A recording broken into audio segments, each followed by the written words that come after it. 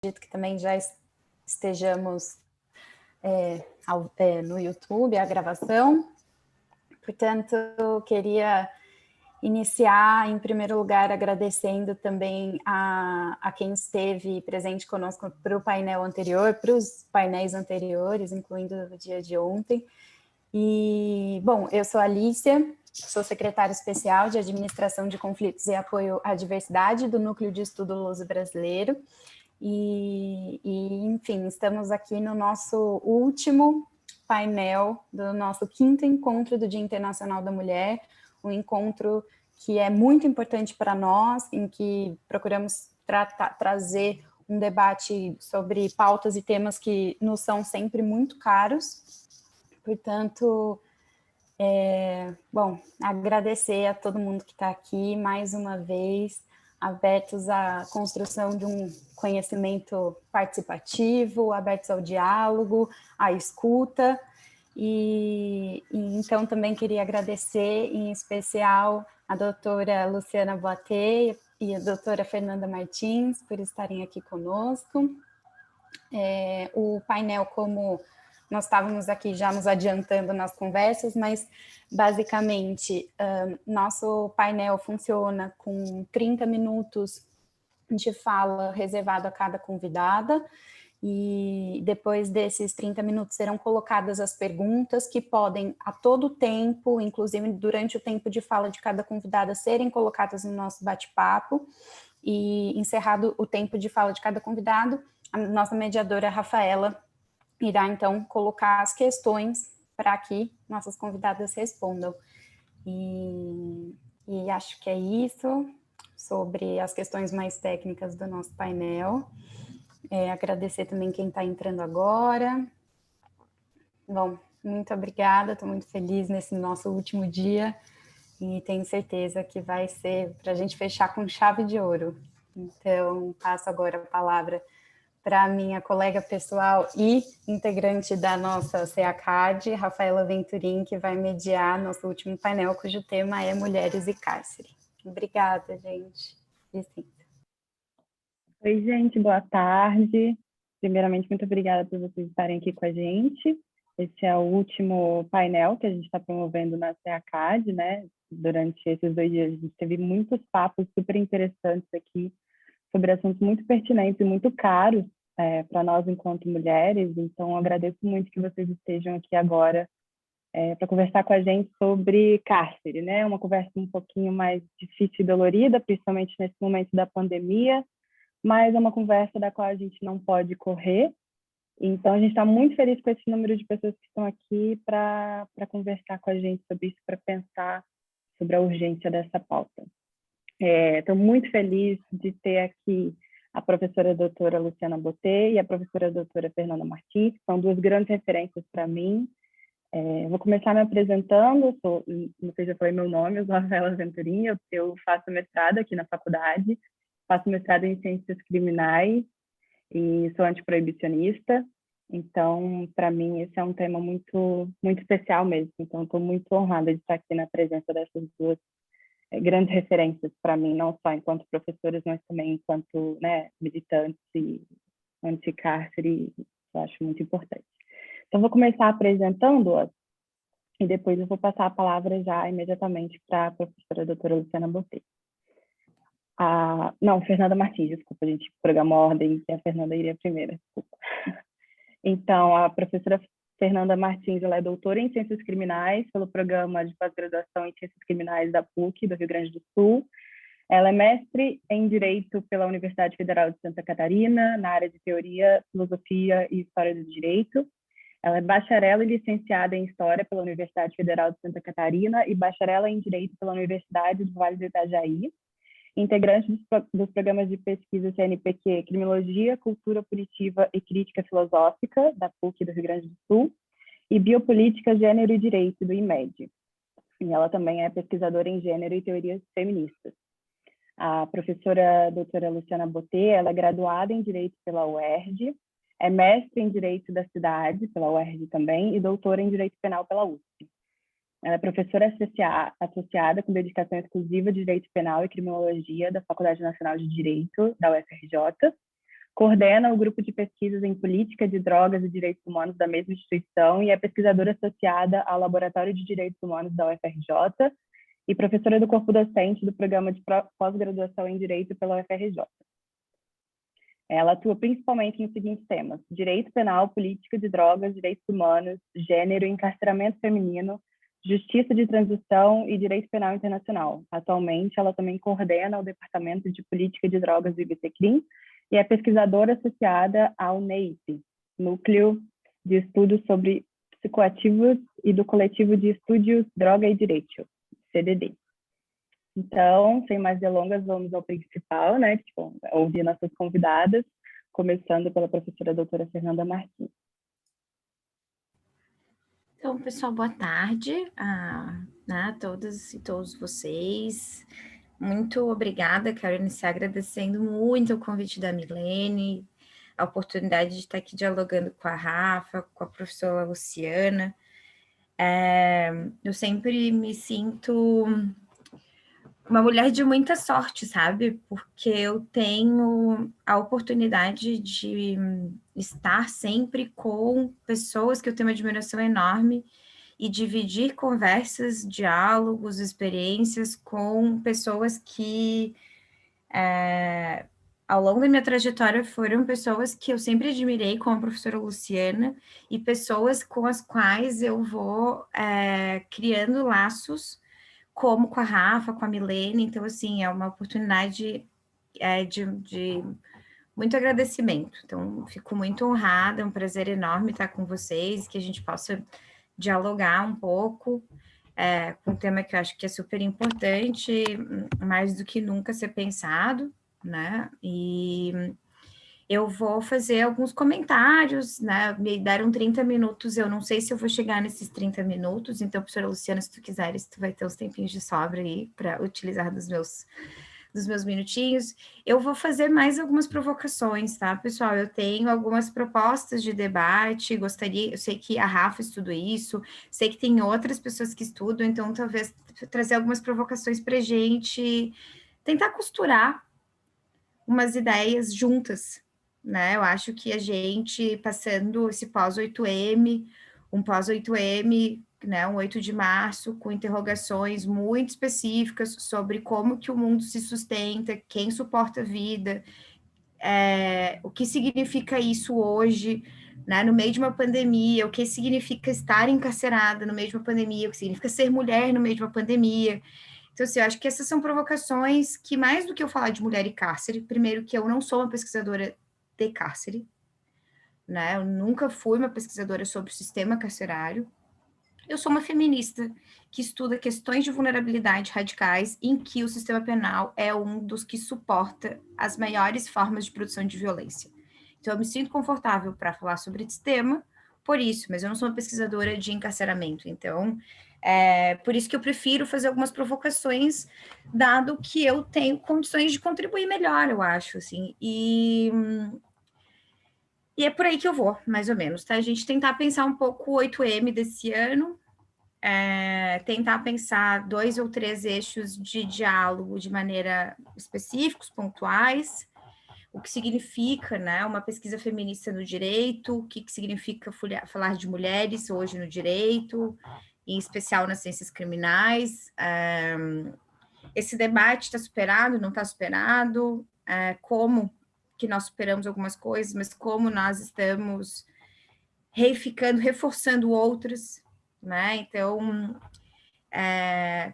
meus apontamentos vão por aí, tá? Então, assim, para começar, o mundo viu, então, nessa segunda-feira, um 8 de março diferente, né? Já faz alguns anos que, por óbvio, Dia Internacional da Mulher, que é o tema dessa sessão de conferências, ele vem sendo comemorado, celebrado pontualmente como um percurso, uma data de apontar as vitórias, mas também as situações em que as mulheres estão expostas à violência. Então, o Dia Internacional da Mulher, apesar de muito comemorativo, sempre foi, ao longo da sua história, um dia de memória, né? Sempre foi um dia político, de um trabalho afirmativo, de recordar os avanços, mas também de fazer de tomada de posição diante daquelas coisas que nós ainda temos muito a avançar. Isso sempre foi uma característica do 8 de março, apesar de nós termos tido uma absorção, como chama a François Verger, de um feminismo civilizatório para essa data, que muito compactua com os termos de celebração capitalista, que é fazer com que qualquer tipo de celebração se torne uma celebração mais fútil, digna de presente, de parabenização. Mas, tirando digamos, essa espuma de maré, nunca foi isso de 8 de março. Quem está dentro dos movimentos feministas, quem está dentro de qualquer tipo de luta organizada, quem trabalha com leituras críticas, quem vive movimentos sociais, sabe que o Dia Internacional da Mulher sempre foi um movimento de articulações. Quem está dentro, inclusive, de aspectos de direito internacional, sabe que esse Dia Internacional sempre foi um espaço para a produção de conhecimento e de intervenções políticas. Então, a gente às vezes fica dizendo, né? Eu não quero flores.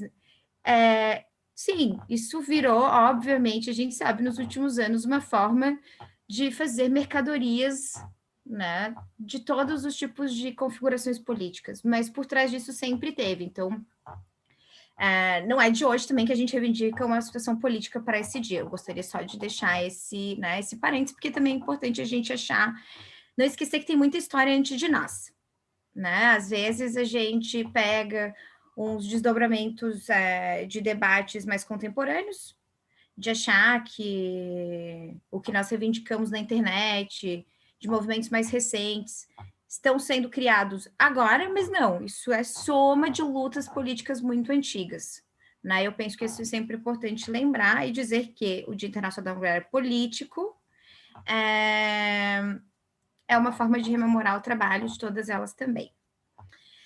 Nesse aspecto, nos últimos 5 anos, digamos assim, o 8M ele talvez tenha ganhado contornos diferentes. Para além dessa articulação de direito internacional e de organizações múltiplas e instituições de diversas áreas e questões de maneira mais organizativas, sindicais, o Dia Internacional da Mulher, nos últimos 5 anos, virou um ponto de articulação para algo que foi uma subversão, uma tomada das greves pelos movimentos feministas, né? Os paros internacionais.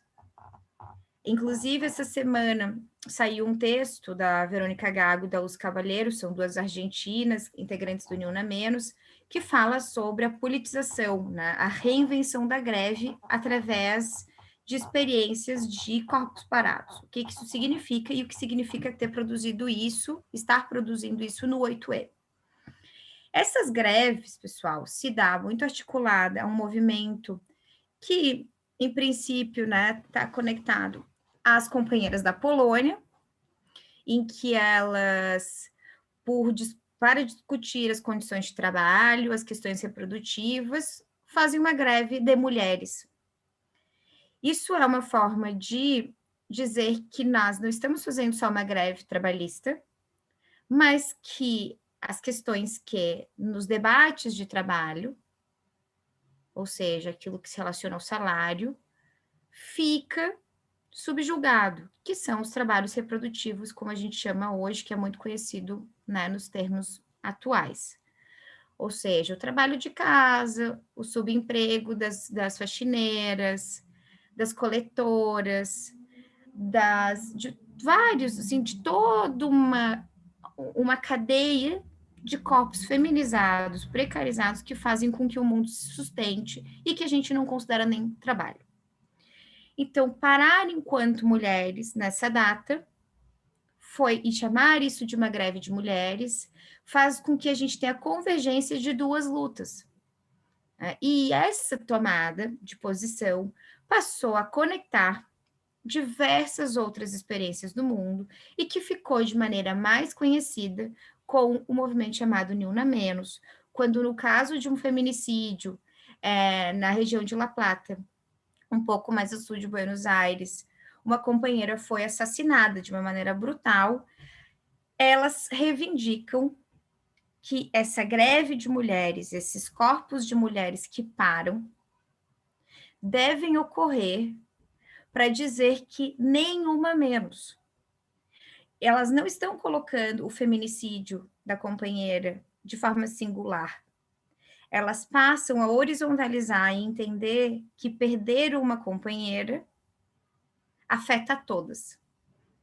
E parar os nossos corpos diante dessa situação é demonstrar que nós não estamos falando de que uma greve seja só relacionada ao trabalho, nem que uma greve seja relacionada só aos trabalhos reprodutivos, mas ela é uma greve feminista, um paro feminista, é uma reivindicação de demonstrar que nós paramos quando violentadas, da forma que for.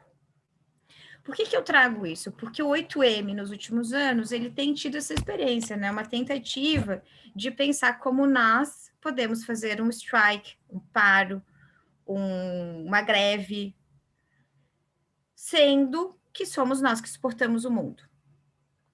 Se nós paramos, o que acontece?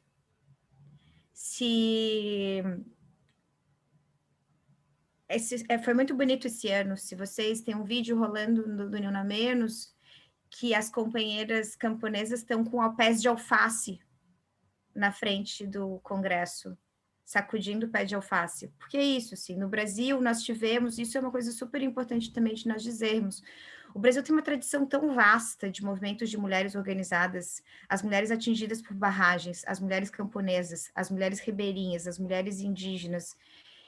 E o que nós temos potencializado através dessas greves é uma articulação de costura que em muitos momentos nós não tínhamos, porque expressões como feminismo, às vezes ela cabia num local muito específico, e essas mulheres não se conectavam através dessa expressão.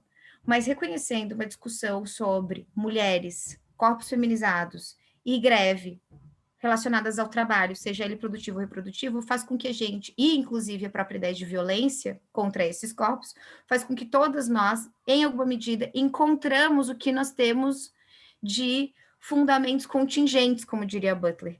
O que entre nós é permeado? Como que nós nos tocamos, nós nos aproximamos umas das outras.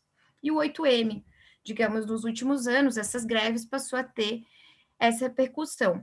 E por que eu, de fato, queria chegar nisso? Porque nos últimos anos, uma das semânticas que vem sendo construída através de diversos movimentos, um que eu gosto muito, que é o Mulheres de Frente, do Equador, elas chamaram este ano a greve e elas... uma das demandas foi, recordamos que nós outras, né, recordamos que nós, todas nós sustentamos o mundo, mas também nos atrevemos a pensá-lo sem prisões. Por que essa chamada da Mulheres de Frente é algo que vai ser o mote da minha fala, e eu não vou me alongar muito, é aqui das provocações, e conectado a um outro, do próprio Nilna Menos. Nós não estamos todas se não estiverem as presas.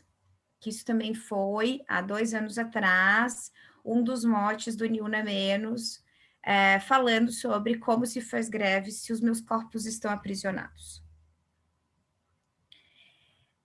Essa parece ser, para mim, a questão central para pensar hoje a criminologia, as ciências criminais e o direito. Se durante muito tempo a inclusão dessa expressão mulher foi o campo de batalha que nós enfrentamos, porque sabemos o que isso significa, e nós sabemos o que significa o não reconhecimento de diferenças, sabemos a importância que se tem em representatividade e inclusão. Hoje nós sabemos que essa semântica não basta, que ela é extremamente complicada, que ela limita uma quantidade de corpos que não são traduzidos por essa expressão, e ela limita, inclusive, porque dentro dessa identidade, quando nós falamos em mulheres encarceradas, eu sou obrigada a adjetivar, porque eu preciso dar a ela um adjetivo para fazer com que ela seja reconhecida dentro dessa identidade mulher. E digo isso, inclusive, pessoal, porque dentro do meu campo de pesquisa, que foi uma tentativa de entender a criminologia feminista no Brasil, e eu falo do Brasil, mas eu posso, de certa forma, indicar que essa pesquisa seja feita para fora. O que significa a criminologia feminista? No Brasil, a criminologia feminista não fala de presas. Presas têm uma semântica, mulheres encarceradas.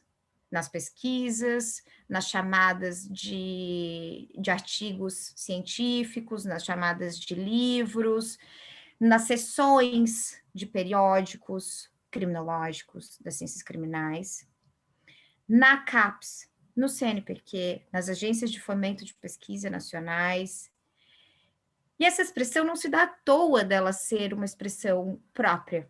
E apesar de a professora Luciana Boatê, sem dúvida, né, e tantas outras companheiras estarem há muito tempo fazendo uma reivindicação de que essas semânticas, elas tenham uma conexão, quando a gente fala de identidades estanques do campo, elas são muito evidentes, né? Por que eu já falo isso? Porque prisões... Essa é uma pesquisa da Eduarda Guindy, que é uma pesquisadora da UNB, professora do IDP, que no mestrado dela identifica que na Discursos Sediciosos, que é uma das revistas mais importantes do campo da criminologia no Brasil, a área de escritas sobre cárcere não é da criminologia. E isso vai se desdobrar também para as mulheres encarceradas. E aí, o que a gente vai fazendo? A gente vai fazendo meio que uma sequência. Então, assim, se a criminologia é um grande grupo, ou as ciências criminais é um grande grupo hegemônico de certos tipos de discussão, você vai ter prisão como um outro local, que são os estudos sobre encarceramento. Coisa que eu falei no começo, né? Um estudo de encarceramento. Por quê? Porque isso tem uma expectativa de que a pessoa, para falar de cárcere, ela precisa estudar encarceramento. Desse encarceramento e prisão, tu vai ter um outro desdobramento, que vão ser as mulheres encarceradas. Aí, depois disso, tu vai ter LGBT encarcerado. E numa outra ponta, tu vai ter os desdobramentos de vitimização, que também não é criminologia. Porque daí tu vai ter a criminologia feminista, que aí sim tu pode falar sobre vitimização de mulheres. Aí tu vai ter a criminologia queer, que aí tu pode falar de vitimização de pessoas LGBTs, né, e de corpos dissidentes. Aí tu vai falar de criminologia e racismo, porque daí tu estás falando sobre questão de debate de criminalização e vitimização de pessoas negras. Então, esse eixo que separa faz muito parte de como nós produzimos uma semântica de identidade dentro do nosso campus. Faz parte, faz. Mas como hoje nós, percebendo isso de maneira absolutamente direta, podemos agir para fazer com que esses eixos passem a se comunicar. Porque me parece que os movimentos das greves estão fazendo algo que não se fazia, que é produzir uma comunicação muito radical, de fazer com que as pessoas não sejam restos nas lutas políticas. Fazer com que grupos que dentro dos discursos políticos eram desconsideradas, não eram validadas, não eram memoráveis. Essa tentativa de criar, então, semânticas como não estamos todas se não estiverem as presas, me parece que a articulação necessária que nós precisamos introduzir para todas as áreas jurídicas, e aí eu falo, na verdade, eu pego o direito como um objeto, faço diferente, tento fazer aqui diferente. Eu não quero fazer com que a semântica feminista seja forçada ao campo jurídico, eu quero fazer o contrário. Eu quero que esse campo jurídico seja lido pelas estratégias feministas e refeito pelas estratégias feministas. E, pessoal, eu falei no começo, eu não estou inovando em nada. Eu sigo os passos de quem já criou e tudo que eu produzo e tudo que eu penso tem relação direta com a trajetória de produção de conhecimento, de intervenções sobre isso. Inclusive, eu acho que isso é muito importante.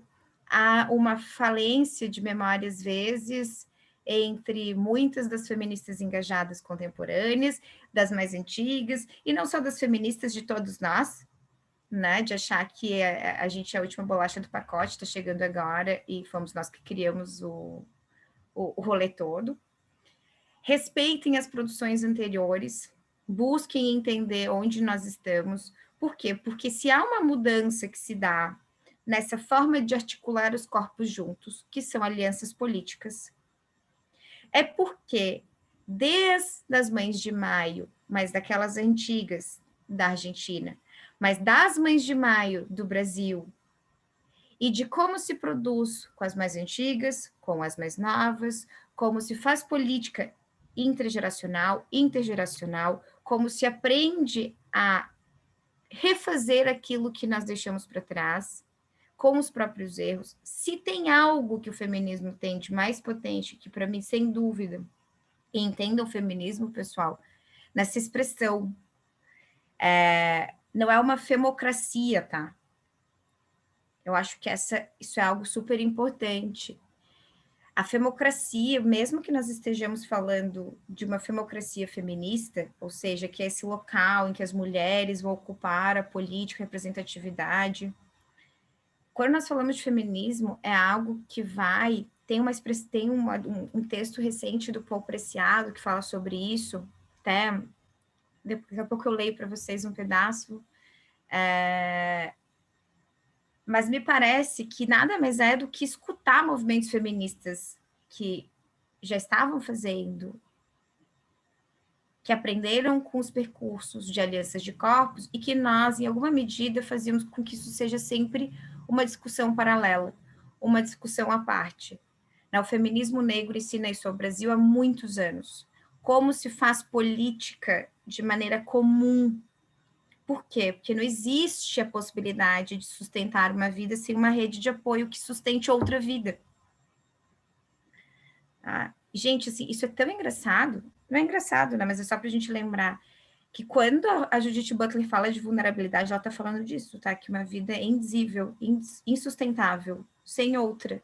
E todos os conhecimentos tradicionais estão falando isso há muito mais tempo. Como as relações das mulheres indígenas com a terra, por isso corpo-território, faz parte de uma relação de entender que não tem fronteira, que essas coisas não se dividem. Então, quando eu penso, né, na própria ideia de nós corrermos um risco e falarmos por nós mesmas, como diria, né, a Lélia Gonzalez, sem o EFAM, e falarmos por nós mesmos, entendendo a pluralidade de falas, fazer as separações de temáticas é sempre necessário quando a gente precisa organizar um evento, uma ideia. Mas como nós podemos passar a tecer uma rede de diálogos que façam com que essas semânticas deixem de ser semânticas apartadas e que nós possamos construir corpos em alianças que parem, que ocupem, que produzam juntas. Né? O texto do Preciado que eu mencionei diz o seguinte, né? O câmbio necessário, a mudança necessária é tão profunda que parece impossível, tão profunda que é inimaginável. Mas impossível é o que vem. E o imaginável é o devido. Então, eu deixo aí para a gente pensar em como fazer com que essas separações, esses corpos que habitam espaços que são espaços outros, que a gente faz questão de chamar de espaços outros, passem a habitar e dividir os espaços com todas nós. Obrigada novamente pelo convite, é um prazer enorme. Aqui é mais provocação para a gente pensar juntas mesmo, como fazer isso, eu não tenho resposta, eu estou aqui jogando produções a partir de uma leitura feminista de experiências que estão aí, como é que a gente pode fazer isso também. Então, obrigada, gente. Muito obrigada, professora Fernanda. Suas falas, as suas colocações foram super importantes. Eu fiquei aqui pensando sobre até que ponto a gente realmente precisa, né, de se denominar feminista ou denominar, entre aspas, uma quinologia feminista, e até que ponto isso é necessário enquanto posição política, né? E até que ponto isso deixa de ser tão necessário porque a gente tem que estar incluído na totalidade do movimento mesmo. Até porque, quando a gente, até mesmo na nossa área, né, na área da academia em si, geralmente quando chamam a gente é para falar sobre gênero. né? E isso acaba que nos exclui também da posição de produção do conhecimento, né, um pouco. Mas aí depois a gente pode conversar aqui entre nós, foi só, enfim, várias coisas que foram surgindo aqui no meio da tua fala, que foi genial, e eu agradeço muito. Vou passar a palavra, então, para a professora doutora Luciana Botê. Bom, boa tarde, não sei se já é boa noite para uma parte aqui das pessoas. Queria aqui agradecer muito o convite do Núcleo de Estudos do Luso Brasileiro, na figura da Rafaela. É muito importante a gente aproveitar, né, de alguma forma, apesar de tudo, a pandemia está nos permitindo romper fronteiras nos encontros, né, nos estudos, nos diálogos, e eu acho que esses espaços são muito importantes. Queria agradecer muito a Fernanda também, ela sempre nos provocando, sou uma grande admiradora da Fernanda, do trabalho que ela faz, e desses incômodos que ela coloca, que são extremamente necessários para a gente poder, né, aprofundar o debate, avançar, interagir, fazer sínteses, que eu acho que é o mais necessário na academia, né? Acima de tudo, a gente precisa estar sempre se perguntando, se provocando e jamais nos conformando com o status quo, né? Eu acho que o que caracteriza a criminologia crítica também é a gente buscar sair do lugar comum, sair do cômodo e poder aí estar provocando debate. E aí, Fernanda, você falando, eu me lembrei de um Fazendo Gênero, que eu estava num debate lá em Florianópolis, né, Fazendo Gênero, que é um grande encontro, né? A primeira vez que estava Fazendo Gênero, aí eu fui ler um panfleto que eles entregaram, e eu fui lá falar de mulheres encarceradas, inclusive, né? Com as meninas, com as minhas orientandas, né? Uma mulherada excelente, é um encontro muito bom, né? Mas aí, quando eu fui ler o panfleto e o fechamento da Assembleia, que eu nem ia conseguir ficar por encontro, Assembleia, não sei se chama Assembleia, mas o fechamento, dizer assim, você falou do nenhum a menos e não estaremos livres enquanto, né, as mulheres presas não possam estar aqui, no Fazendo Gênero foi o contrário, Fernando, eu fiquei arrasada, porque dizia assim, as pautas, as lutas, eu tenho que achar esse papel que eu guardei, dizia assim, estamos juntas com as mulheres que morrem vítimas de feminicídio, aí dizendo que todas as mulheres estavam juntas. Aí diz assim, estaremos juntas com as mulheres que praticam crimes leves e que estão presas, ou presas por crimes leves. Eu fiquei tão horrorizada com aquilo, que eu falei, pelo amor de Deus, eu não vou poder estar nesse espaço e alguém tem que falar isso lá. Eu não sei se alguém falou, algum dia eu tenho que descobrir, depois passou tanta coisa na minha vida que eu não voltei para esse tema. Mas eu acho que o que você nos provoca a pensar é exatamente isso, né? O seu feminismo tem fronteiras, né? O seu feminismo incorpora todas as mulheres e compreende, né, a diversidade de tantas mulheres, né? E eu acho que isso também, a provocação que a Fernanda nos faz está nessa linha também.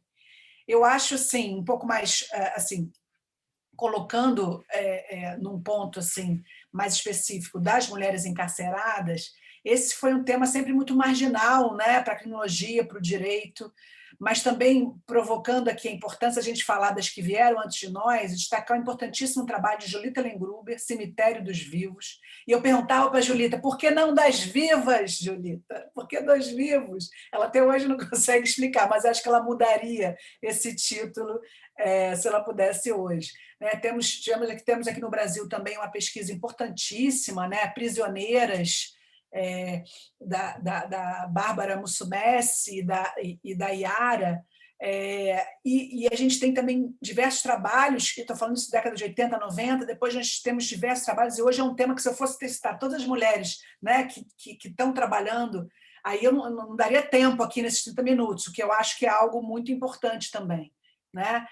Estudos sobre a maternidade de mulheres encarceradas, que foi um tema sempre que me despertou muito interesse, né? Mas eu chego nesse tema, um pouco para explicar para vocês a minha trajetória, eu chego nesse tema, na verdade, eu cheguei na política de drogas por conta do interesse no estudo do sistema penitenciário, mas no estudo do sistema penitenciário que eu fiz no meu mestrado, eu hoje faço uma crítica, porque eu entendo que eu não consegui aprofundar o que eu deveria, mas eu cheguei nas presas políticas, então eu também fiz uma análise, né, do que foram as prisões políticas na ditadura, e que tem uma obra super interessante que fala do que foi o presídio Tiradentes, onde Dilma Rousseff, inclusive, esteve presa em Minas Gerais, né? Então, como essa dinâmica também da luta política das mulheres na ditadura, se a gente for pensar, né, nas lutas feministas, né, a luta feminista contra a ditadura, né, foram muitas mulheres que estiveram na linha de frente na política, e a prisão também impactou essas mulheres de uma forma muito profunda. Esse livro é muito interessante, são relatos históricos, entrevistas, e elas contam a história da Torre das Donzelas também, que é onde ficavam. E olha o nome, né? Donzela, o que isso significa também, né? Numa perspectiva, né, da escolha das palavras, da gente entender essa dinâmica. E nessa perspectiva também, eu vou botar um fone, porque daqui a pouco tem uma bateção de uma obra aqui do lado, faz parte. E nessa perspectiva, eu, no meu doutorado, fui falar de política de drogas, e eu chego num dado que me chamou muita atenção, que era, como assim? Que absurda é essa diferença em termos de percentuais de homens e mulheres presos no Brasil, né? Então, e aí você chega à conclusão que hoje todo mundo já fala, mas para mim aquilo foi uma descoberta, porque ninguém falava sobre isso, né? Que eram as mulheres as que tinham a maior representatividade nas prisões acusadas e condenadas do delito de tráfico, né? Isso é um dado que chama muita atenção também, que desde Lombroso, se a gente for pegar aqueles estudos lá, Dona Criminosa, né? Normalmente você identificava os crimes das mulheres com crimes, né, de enganos, estelionatos, né? As mulheres não tinham uma grande representatividade em crimes ditos violentos. Depois eu vou voltar até isso um pouco, né? E, de alguma forma, quando você vê, em especial, a situação do Brasil, mas não é só no Brasil, a América Latina toda, e a Argentina em especial, eu já participei de vários debates, inclusive promovidos por grupos feministas, dentre eles o Ni Una Menos, como elas enfrentam essa questão das mulheres encarceradas e como essa questão da política de drogas também está totalmente conectada. Porque, acima de tudo, é um discurso, né? É uma ideologia de defesa social que projeta na droga algo negativo por si, né? Tem um recorte político muito grande de escolha. Por que você vai criminalizar determinadas drogas e outras não? E o que você cria de aparato repressivo a partir de uma ideia que você tem uma proteção à saúde pública e você criminaliza para proteger pessoas, né? E agora a gente vê nessa pandemia que a gente está vivendo a saúde pública em frangalhos e a gente não consegue nem aplicar nenhum direito penal, nem contra o nosso presidente da República, que tem ações e atitudes genocidas. Mas você justifica a saúde pública como sendo atingida, como meio jurídico legítimo, e você criminaliza, em especial, mulheres, né, por esses crimes. E aí, a partir dessa realidade, eu me dediquei a estudar quem eram essas mulheres, buscar dados, com toda a dificuldade que a gente tem no Brasil de fazer pesquisa empírica. Mesmo entendendo que os dados que a gente vai encontrar não são dados precisos e, eu diria, pouco confiáveis, mas a gente procura trabalhar com essa estimativa, porque é o que temos. Nós não temos um censo penitenciário que efetivamente dê conta. Mas os dados que a gente tem de mulheres são dados que chamam muita atenção. E eu tenho evitado até dar cifras, porque as cifras também, com esse governo que não promove transparência dos dados penitenciários, cada vez que eu dou uma cifra, tem um problema, porque você não já tem o Infopem Mulher de 2017, depois você tem os dados soltos na internet, mas eu gosto de dar, de alguma forma, o que essas estimativas apontam são mulheres negras, em sua maioria, são mulheres que são mães de 2 ou 3 filhos, presas em especial por tráfico de drogas, mas também sem ser por condutas que envolvam organizações criminosas ou lideranças de organizações. Aqui no Brasil, a gente teve uma novela que tinha a Bibi Perigosa, que aliás estava passando reprise agora. E em especial, nessas análises que uma vez vieram me entrevistar sobre a Bibi Perigosa, né, uma reportagem. E aí perguntaram, não, mas vocês falam que as mulheres, né, sofrem, que as mulheres são vítimas, mas vejam aí, olha só, agora as mulheres estão liderando até o crime.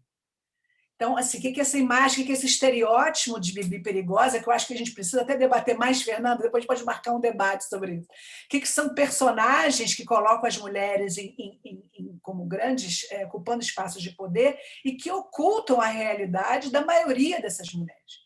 Isso é usado como um discurso para dizer que nós estamos, por assim dizer, emancipadas, né? Ou liberadas, nós estamos poderadas. Bibi era perigosa ainda por cima, né? Esse adjetivo perigosa aí também traz uns elementos.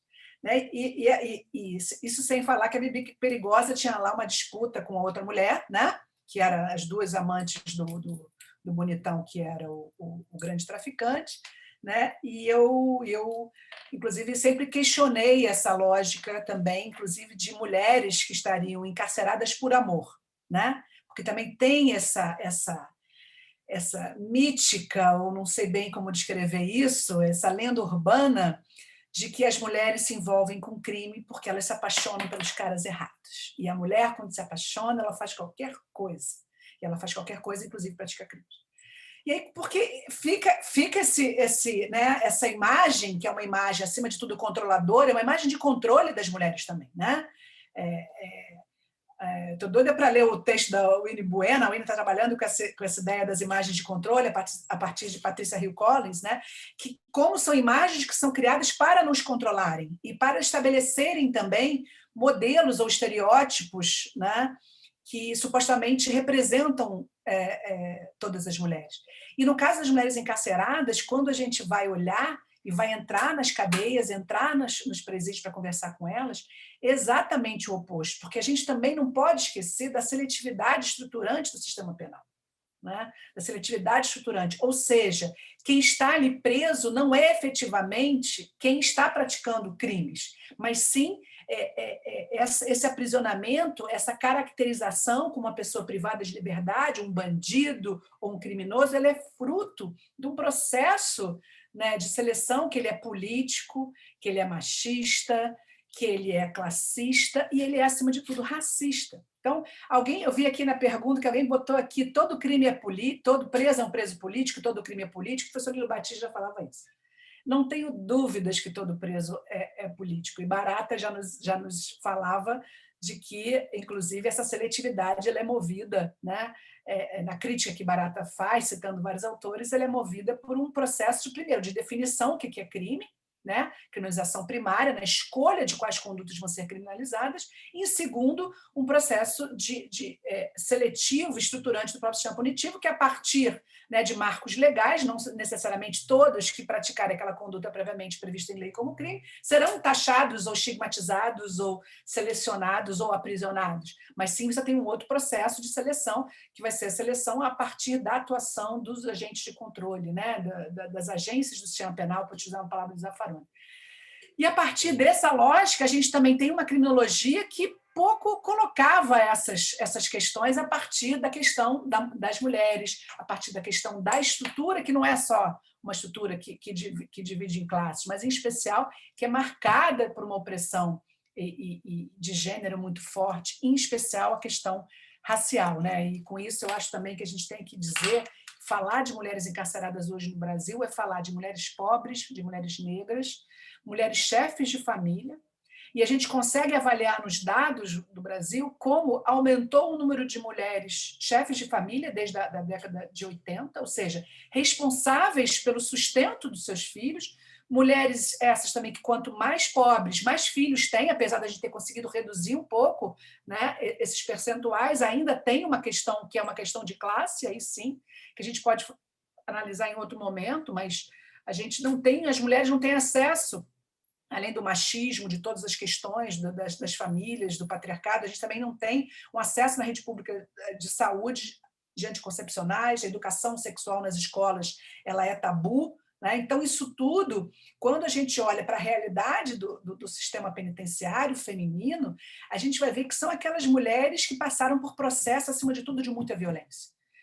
E num questionário que eu fiz, numa pesquisa que a gente publicou em 2016 sobre maternidade no cárcere, me chamou muita atenção na pergunta, por exemplo, sobre violência doméstica, que quase 50% delas responderam que sim, que já tinham sofrido algum tipo de violência doméstica. E a gente sabe como é que essas respostas já são subestimadas, né? Porque há muitas mulheres que nem sabem o que é violência doméstica, e que possivelmente sofreram, não responderam sim, porque elas não sabem, não têm consciência que aquela violência que elas sofrem é violência doméstica. Mas, mesmo assim, ter um percentual de 50% de mulheres dizendo sim é sinal que o percentual real é muito maior. Então, mulheres que sofreram com violência, e a gente perguntando para essas mulheres que estavam grávidas ou com filhos pequenos amamentando, isso foi antes da mudança da lei, aqui no Brasil, a resposta que a gente tinha era que elas se envolveram ou acabaram parando, né? Acabaram sendo envolvidas, estavam ali encarceradas porque o tráfico era um meio de sustento da sua família. Se a gente for analisar hoje, em termos estruturais, termos político-econômicos, né, o desemprego e a baixa remuneração, ela vai afetar especialmente mulheres e mulheres negras. A base da pirâmide é de mulheres negras, que têm os empregos mais precários, que têm maior número de filhos e que sofrem muito mais na crise, na pandemia, né? Muito embora no Brasil a crise seja um projeto, né, porque a gente não consegue lembrar de algum momento que a gente estivesse em crise, o fato é que, nesses momentos piores, as mulheres vão estar mais afetadas. E as mulheres, por uma ausência também de política social suficiente para essas mulheres, por exemplo, muitas delas, na impossibilidade de ter acesso à creche, poder trabalhar longe de casa, ter alguém que puxar seus filhos, elas vão guardar droga dentro de casa e vão poder trabalhar em casa. Né? Para mim, tinha que criar uma causa de extinção da punibilidade. Tráfico por ser obrigada a traficar por não ter outra condição de sobreviver. E as mulheres ia ter que ser aplicada essa extinção da punibilidade a essas mulheres.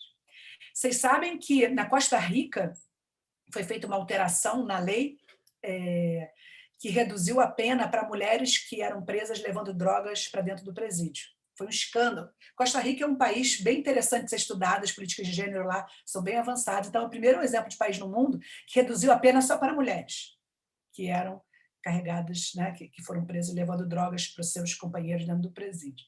E aí entraram com uma ação de inconstitucionalidade, inclusive, para alegar que os homens também queriam. Mas sabe qual foi a análise que fizeram? Eram pouquíssimos os homens que levavam drogas na visita. Porque, aliás, homens pouco visitam presídios. Tá certo? A visitação de presídio também é algo feminino.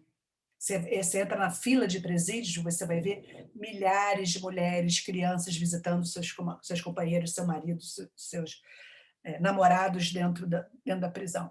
E a prisão, eu gosto de contar essa imagem porque isso para mim sempre impactou muito. E a fila na hora da visitação, ela é muito alegre. Aquela visitação, ela traz uma energia para dentro do espaço de privação de liberdade que é muito forte. E isso também ajuda a manutenção, como se costuma falar, a manutenção, né, do bom clima, do ambiente dentro dos presídios. Agora, na pandemia, com a cessação das visitas, isso tem impactado demais interno, né, as condições, inclusive, de saúde mental das pessoas presas. Agora, e lembrando que familiar de preso e mulher de preso é fiel e visita. Não abandona o companheiro, não. Por outro lado, quando a gente vai visitar prisões de mulheres, a gente vê que é um silêncio. E quem visita as mulheres presas? Boa parte delas, suas próprias mães, que são quem ficam com os filhos enquanto as mães dessas crianças, dos seus netos, estão presos. É raro você ver qualquer homem visitando um presídio, né? Ou mesmo mantendo um relacionamento ou um casamento na vigência de uma pena a ser cumprida por uma mulher. E esses são fatores que, se a gente não estiver olhando e trazendo essa perspectiva, essa lente de gênero para analisar essas situações, a gente estaria só vendo como boa parte da minha vida do que eu estudei era isso, número de presos por regime, quantos filhos tem. E a gente teria até essa ideia de que fila de preso era sempre cheia. Né? Eu conheço gente que casou na fila de presídio. Foi lá visitar um amigo, isso é muito comum, foi lá visitar um amigo, né? Uma mulher, aí já eu tenho um cara para te apresentar, e traz uma amiga para visitar, apresenta para outro preso. Enfim, boa parte, né? Especial em países com superencarceramento como o Brasil, boa parte da população pobre vai ter uma experiência prisional, seja por um parente, seja visitando um amigo, é muito impressionante isso. E quando a gente fala também aqui de mulheres, né? De mulheres presas e mulheres encarceradas por droga, um outro elemento muito importante de pesquisa, aqui eu estou provocando algumas ideias, não vou trazer dados, mas para a gente também dialogar. Uma outra coisa que me chamou a atenção também é a atuação do judiciário na imposição de penas. Há um julgamento moral nas sentenças, isso tem sido pesquisado já por algumas estudantes. Eu tenho um caso de uma dissertação de uma orientanda minha que ela achou várias sentenças nas quais o juiz aumentava a pena porque a acusada era mãe. Ele fazia um julgamento moral dizendo que não era possível que uma mãe pudesse estar praticando uma conduta daquela, que era melhor ela ficar presa do que ela ficar em contato com seus filhos. Essa argumentação, inclusive, era usada para impedir a prisão domiciliar, dizendo que a mulher ficaria melhor na prisão e os seus filhos ficariam melhor sem ela, porque ela era uma criminosa, porque ela era uma traficante. Então, veja um julgamento moral. Até na hora de uma imposição de uma pena, um judiciário machista também, né? Vai fazer esse julgamento moral. Acima de tudo, de uma violência simbólica muito grande, né? Uma violência simbólica muito grande, que a gente imagina que a gente esteja em 2021 ainda com um judiciário que aplica esse tipo de sanção. E, de fato, o que a gente vê também são sanções muito altas para condutas absolutamente insignificantes dessas mulheres, né? E mesmo a dificuldade que sempre se teve com a concessão de prisão domiciliar, já estou chegando no final, acho que eu vou terminar falando um pouquinho de prisão domiciliar, que eu acho que é um tema importante também, dialogo com o que Fernanda fala. Vejam só, então nós temos um percentual que é maior que 60% de mulheres presas por drogas. Você tem estados que esse percentual... Você tem prisões que você entra, prisões femininas, que é 100% de mulheres presas por droga. Então, esse 62% também, para mim, não está muito preciso. Eu acho que deve ser muito maior. E tem estados que ainda é muito maior. Esse é o percentual nacional. Você tem uma pena alta, mas você conseguiu avançar em termos de legislação, de estabelecer que, pelo menos, e que não é para proteger a mulher, né? Que é proteger a mulher grávida e a mulher com filhos até 12 anos, reforçando o papel social tradicional do patriarcado e da tarefa do cuidado. Então, quando a gente consegue ter um avanço no Brasil nesse tema, ele é um avanço pelo viés conservador, pelo viés machista, quase misógino, porque você ignora a mulher, o que você está protegendo é a mulher grávida, ou seja, o ser que ela está gerando, né? E os filhos, porque alguém precisa cuidar das crianças, o marido tem que trabalhar, né? Alguém tem que trabalhar e a mulher cuida das crianças. Só que hoje as mulheres da classe trabalhadora, aliás, sempre, né? Elas sempre trabalharam e sempre tiveram que cuidar dos filhos. Então, como assim? E o fato é que, mesmo tendo sido aprovada uma lei que autorizava a prisão domiciliar, ampliando, porque antes era acima de 7 meses, né? A substituição por pena da prisão preventiva por prisão domiciliar, mesmo havendo esse dispositivo, que foi ampliado para mulheres grávidas e mães e pais também, aí teve uma equivalência em relação aos pais também, se a gente quase não se aplica a homens. Mesmo assim, vários juízes negavam, fazendo o julgamento moral das mulheres. Porque é isso, um homem criminoso já é estigmatizado. Uma mulher, por si só, já é vista como alguém não digno de atenção ou de respeito. Mas uma mulher criminosa é a pior coisa que pode se colocar. Tanto é, e por crimes graves, que nem as feministas do Fazendo Gênero queriam incorporar aquela mulher nas suas lutas. Elas não eram nem dignas de participar da luta, porque elas eram julgadas moralmente, né? Então, assim, é muito impressionante. A gente teve um movimento muito importante, que foi, inclusive, um habeas corpus coletivo, que foi protocolado no STF, o ministro Lewandowski, eu gosto dele, deu um voto, levantou o número de mulheres presas, decretou lá, deu liminar, depois confirmado e tal, e mesmo assim os juízes continuavam negando. Hoje, a gente teve um impacto, foi reduzido o encarceramento, graças também a essa mobilização social, e aí, Fernanda, eu acho que nos últimos anos a gente está avançando nisso, eu estou falando, salvo engano, de 2016 ou 2017, lá no Fazendo Gênero, eu acho que o feminismo também avançou nisso, né? Eu acho que o feminismo, de maneira geral, no Brasil, se tornou menos moralista, né? E está se popularizando, mas a gente ainda tem e graças a essa mobilização, que eu não acredito também que nenhum direito a gente conquista como dádiva, nem como má consciência que gera, né, alguma culpa e, portanto, as leis sejam alteradas pelos nossos parlamentares. Eu acredito que qualquer direito ele só vem depois de muita luta e, mesmo assim, pode retroceder, porque o princípio da não retração dos direitos humanos também não se aplica na prática, ele é um ideal, né? Uma utopia. Mas o fato é que, mesmo com essa ordem do Lewandowski, várias mulheres continuavam presas. Várias mulheres continuavam presas. E o que isso nos diz? Nos diz que, acima de tudo, esse aumento do número de mulheres presas, ou pelo menos a maior visibilidade desses casos, né, decorrentes desse processo seletivo que é político, também o sistema penal é um mecanismo de controle de mulheres. Em especial, é um mecanismo de controle de mulheres que saem do padrão aceitável, né? O aborto continuar sendo crime é fruto desse processo também, né? A própria lógica do aborto legal decorrer ser autorizado quando decorre de um estupro, que é da década de 40, também representa, né? Não é para proteger a mulher, é para proteger a linhagem. A gente sabe que esse dispositivo, tradicionalmente, originalmente, era para proteger a linhagem, as famílias, e não a mulher. Né?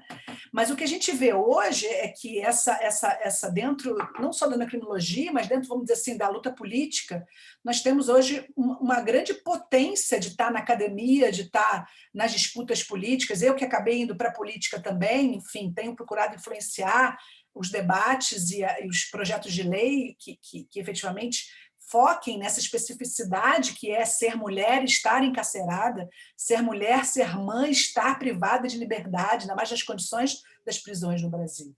Né?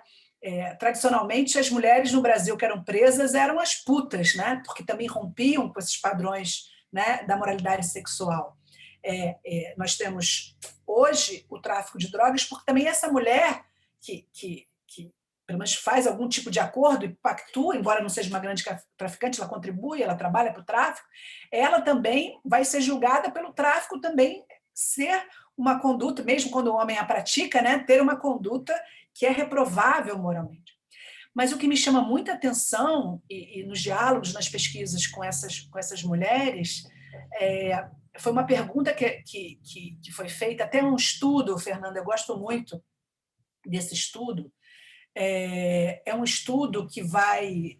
Depois vou trazer as referências completas, mas é um estudo lá do Paraná que vai trazer o seguinte, uma pergunta para as mulheres presas, se elas achavam que deveria ser mudada a política de drogas, né? Se deveria ser legalizada as drogas. E essas mulheres, acima de tudo, elas presas por tráfico, cheias de culpa, dizendo, não, de jeito nenhum, eu estou muito culpada por estar aqui, se liberar os meus filhos, os meus netos, eles vão sofrer muito. Ou seja, acima de tudo, ser mulher no sistema penitenciário é se culpar por estar presa. Então, é essa reflexão assim, que a gente, quando a gente diz que o feminismo, a luta feminista não está completa, se a gente está sem essas mulheres presas, porque essa conscientização e trazer essa mulher para a luta, para reivindicar essas são as mulheres que mais sofrem, que mais apanham, que mais sofrem violência. Né? Se a luta também não é por elas e com elas, que feminismo é esse que a gente está construindo? Né? Então, eu acho que aqui a gente tem um desafio de provocar essas mudanças, a gente tem o desafio de entender essas contradições, a gente tem o desafio da escuta e de uma pesquisa acadêmica, que não pode ser para falar em nome dessas mulheres, né? Mas sim passar por um processo de escuta e poder dar visibilidade, trazê-las para elas poderem também estarem junto. E para fechar, depois eu posso, nas perguntas, trazer um pouco mais para vocês. A gente escreveu um livro, é um livro que foi organizado pela Tula Pires, que também é uma referência incrível, uma feminista da PUC, aqui do Rio, minha colega, foi minha colega no UFRJ. Cartas do Cárcere, a gente conseguiu lançar um livro com uma pesquisa que ela fez sobre denúncias que chegavam às ouvidorias do sistema penitenciário.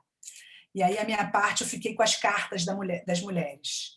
É muito impressionante, eu fico até arrepiada, depois eu posso ler uns trechinhos para vocês, com as cartas das mulheres, sejam as mulheres que estejam presas, sejam as mulheres que estão com seus filhos presos.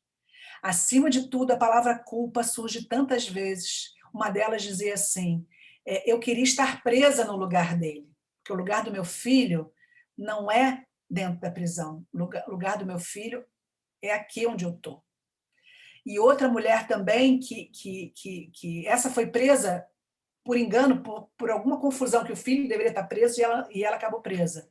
E ela escrevia cartas super amorosas, pedindo, né, dizendo que ela estava doente, pedindo alguma ajuda, e ela dizia assim, mas o meu filho é o melhor filho do mundo. Ou seja, nem a injustiça que ela sofreu por estar presa ilegalmente, nem isso ela conseguia. Então, assim, como que é uma realidade pesada, uma realidade de uma justiça absurda, e que a gente precisa estar entendendo e lutando para essa transformação. Mas, acima de tudo, a gente entender que a lógica perversa desse sistema coloca essas mulheres exatamente onde o sistema quer que elas estejam. Né? É importante que a gente também não tenha ilusão de achar que, não, mas nós vamos resolver, porque nós vamos aprovar uma lei. Não, estruturalmente, né, o patriarcado também vai estar, apesar do controle social informal ser o mais tradicionalmente utilizado com as mulheres, o controle social formal, quando ele atinge as mulheres, ele é extremamente violento. É extremamente violento. E não importa o crime que essa mulher praticou. Pode ser um crime gravíssimo, ele vai ser sempre mais violento com aquela mulher, que, acima de tudo, ela é uma subversiva, ela cortou, ela conseguiu não só violar o direito, violar a norma, mas violar as normas dos homens, e dos homens brancos, porque nós, mulheres, também não estamos no parlamento para aprovar a norma. O percentual de mulheres nos espaços de poder é muito pequeno. Então, aquela mulher ela vai ser também sofrer mais a punição, porque ela foi a mulher que ousou romper com os padrões e ousou se colocar nessa posição, sabendo também que vai ter várias mulheres que não vão estar também, apesar também de terem violado a lei, porque, acima de tudo, o sistema penal ele vai, como a gente sabe, tradicionalmente, de filtrar os mais pobres, né, as pessoas em situação de maior vulnerabilidade. E as mulheres negras em situação de maior vulnerabilidade são a maioria da população brasileira. Então, é isso, gente. Eu quero agradecer aqui por estar com vocês, para a gente poder provocar, falar um pouquinho mais sobre esses temas, da importância da gente destacar essa realidade e da gente estudar também não só os números frios, mas estar junto, estar construindo, estar entrando nos presídios para poder tirar mulheres. Eu sou dessas. Eu odeio presídio, gente. Não me chama, eu não sou daquelas que gostam de fazer pesquisa em presídio, não. Eu quero entrar nos presídios para ajudar a tirar as pessoas de lá. Homens, inclusive, mas o meu foco em especial é tirar as mulheres. Tá certo? E acho que Angela Davis também nos traz uma inspiração muito grande, né, na sua perspectiva, em especial nos Estados Unidos, que também é uma nação que encarcera demais, né?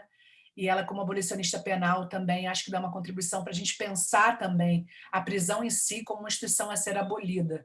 Ou seja, são espaços que jamais vão trazer algum tipo de justiça, e sempre vão reproduzir com muito mais violência todas as opressões que a sociedade aqui fora está submetida e impõe, especialmente às pessoas em situação de maior vulnerabilidade. Obrigada pela atenção de vocês. Muito obrigada, professora. A sua fala me tocou profundamente também. Eu fico extremamente angustiada, principalmente com a realidade das mães, né? Porque, como a senhora disse, muitas delas acabam praticando crime porque não tem outra forma de garantir o sustento da própria família, e depois elas são julgadas por estarem tentando exercer o que é esperado do papel de mãe. Muitas delas, inclusive mãe solo, né? Porque o companheiro não tá presente, então, como a senhora disse. Então, enfim, essa é uma angústia muito que me toca profundamente. O pessoal gostou muito aqui das duas falas e tem várias perguntas chegando aqui. Todas elas, pelo que eu entendi, são perguntas direcionadas para as duas, então a senhora fiquem à vontade para decidir quem vai falar primeiro. Eu só queria mencionar uma fala da colega Julia Jones, que foi muito no sentido do que a professora Dutra acabou de dizer.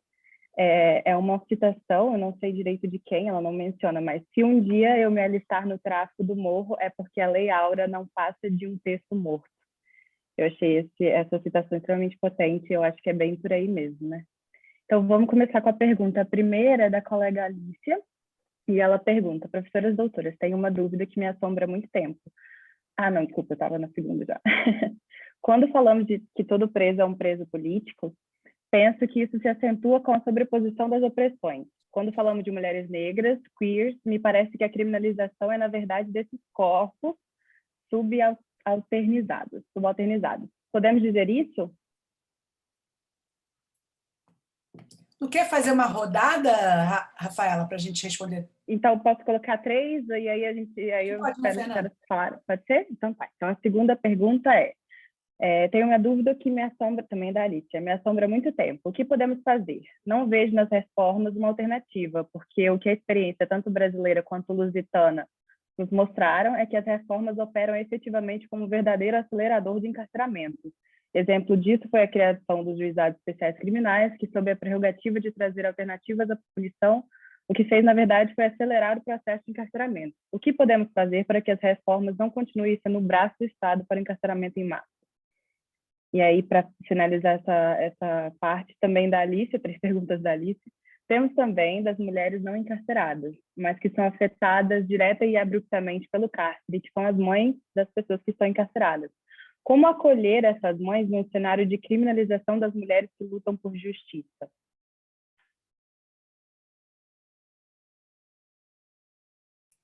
Quer começar, Fernanda? Eu acho que eu comecei antes, se tu quiseres, e acho que as 2 primeiras também estão mais direcionadas para a tua fala.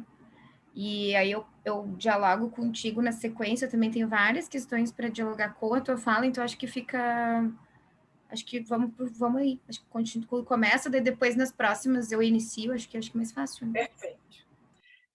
Alícia, sem dúvida, essa questão dos corpos subalternizados, a prisão é um espaço, né, de exclusão, de tortura desses corpos. Né? Os corpos que não se enquadram nesse padrão da morte tolerável ou da violência cotidiana, eles rapidamente saem da prisão. Né? A gente vê isso com muita... já na questão dos crimes do colarinho branco, mas também da questão da classe e do que se referencia em termos do estigma e em relação à projeção das expectativas sociais também. Ou seja, quando a gente vê no jornal 2 jovens negros presos, até por pequenas quantidades de maconha, por exemplo, vai sair lá, traficantes presos, aqui no Rio, então, na favela. Se você vai pegar outra reportagem, tem um homem branco, de olho azul, com uma quantidade muito maior de êxtase ou de LSD, ele vai... Só um instantinho. Ele vai ser tratado... Ou engenheiro preso. Então, vejam como a própria imprensa e a mídia são agentes do sistema também, né, que precisam ser estudados. Então, essa lógica, ela é estruturante do sistema penal, não é um erro. E aí, quando fala em reforma, só para já dialogar com a outra pergunta, é exatamente isso. Né? Qual é a função do sistema punitivo? Qual é a função do sistema punitivo? Essa é uma ótima pergunta. E eu costumo fazer também, se vocês acham que, por exemplo, no caso da política de drogas, se ela é um grande sucesso, se é um grande fracasso. A resposta que eu vou dar para vocês depende. Né? Se for na perspectiva de ampliar o controle, ampliar o número de pessoas presas, a política de drogas é um super sucesso, foi feita para isso. Mas se a gente for pensar em relação aos fins declarados, esses são os fins ocultos, né? Se em relação aos fins declarados da proteção à saúde pública, ela é um grande fracasso. Mas o fato de ser considerado um fracasso é o que justifica cada vez mais ampliar a punição ou as previsões legais de pena. E mesmo as reformas, quando elas já vêm dentro dessa lógica. Então, assim, quando a gente também, além dessa questão da seletividade de uma maneira geral, quando a gente vê a sobreposição, né, e aí o feminismo interseccional também nos auxilia muito a entender, né, esses cruzamentos dessas opressões, em especial quando a gente vê a população LGBT também, ela também é alvo. Esses corpos são corpos que vão ser alvo, são os mesmos corpos que estão presos, são os corpos que vão ser alvos de violência, de execução, né, da fome, das precárias condições de vida. Então, a prisão vai ser o depósito daqueles que não conseguiram, né, viver naquele mundo que não era para eles. Né? Então, a prisão é o espaço mais violento e que, de alguma forma, a criminalização da pobreza, né, e com todas as interseções que a gente pode fazer com a pobreza, é um mecanismo de controle social muito eficiente, né? Porque são aqueles que não são considerados como é que eu posso dizer, como úteis ao sistema. Né? Em especial, se a gente for pensar o surgimento do sistema penitenciário, né, como um mecanismo que servia para controlar ou para disciplinar os corpos para o capitalismo, né, para a nova forma de produção capitalista, hoje, com o capitalismo ultra neoliberal, em especial no Brasil de Guedes, o que a gente vai ter é cada vez mais uma ampliação do sistema punitivo para executar esse papel de quem a gente quer tirar, e não presta, então a gente exclui e procura ganhar dinheiro com isso. Porque prisão dá dinheiro. né? É muito caro e dá dinheiro para quem vende marmita, ou para as prisões privadas, ou mesmo para você ter toda uma terceirização que já é real para você. Então, o Estado gasta muito com isso. E aí, essas reformas, na verdade, quando a gente fala, essas reformas, elas servem muitas vezes para dar respostas a críticas um pouco mais, ou a situações que precisam ser equilibradas, mas eu tenho plena convicção disso. O Juizado Especial Criminal ampliou, e Maria Lúcia Caran tem um livro muito interessante, né? Ampliou demais os tipos penais que sequer existiam, então você ampliou o controle. E reduziu garantia também, que tudo vira também juizado, acordo e tal.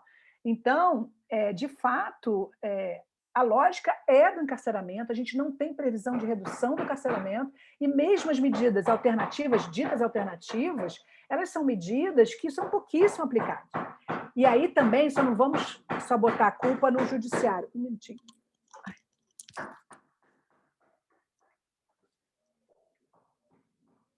Ou melhor, não vamos botar a culpa só no parlamento sem que elabore as leis, né? Porque também o nosso judiciário, no geral, o judiciário brasileiro, o judiciário dos estados, é um judiciário que ele, inclusive, amplia o alcance da criminalização prevista em lei. É impressionante.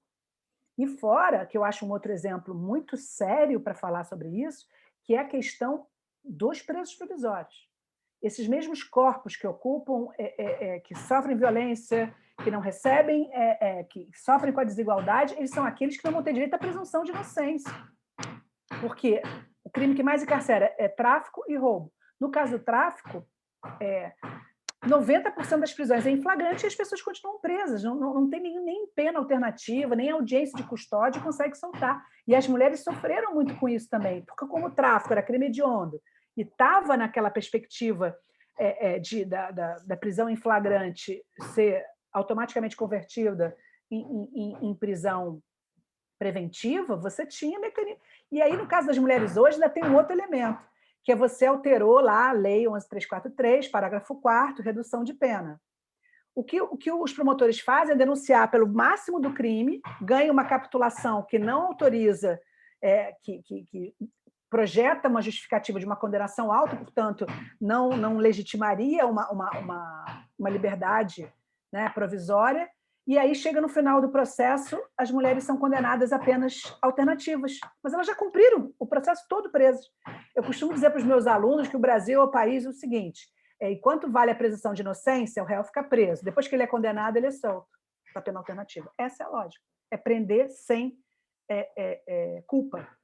Então, assim, essas reformas são um mecanismo do Estado de aprimoramento do controle penal, mas elas não têm nenhuma perspectiva de trazer efetivamente melhorias ou de reduzir o encarceramento, ou muitas vezes só declaram que tem esse objetivo como função declarada, mas ele oculta uma maior adaptação, um freio,